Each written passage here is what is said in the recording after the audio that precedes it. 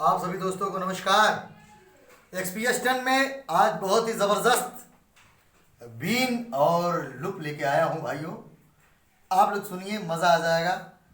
वैसे तो तमाम लोग अपनी तरह से बजाते हैं, लेकिन मैं भी कोशिश कर रहा हूँ नागिन बजाने का, वो भी एकदम ओरिजिनल बीन से। हमारे एक्सपीएस 10 वाले भाई लोग सुनेंगे। आइए, बहुत ही प्यारा बीन है, देखिए।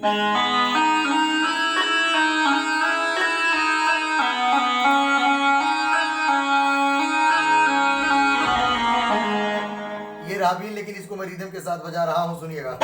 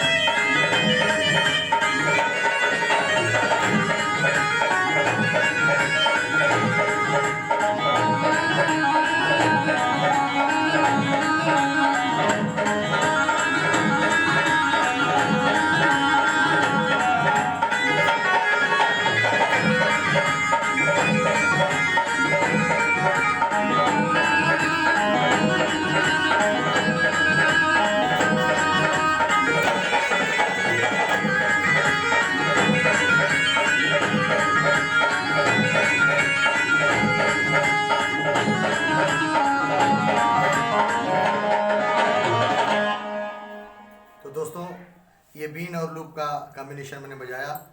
अगर आप लोगों को अच्छा लगेगा तो प्यार दुलार ज़रूर दीजिएगा। नमस्कार।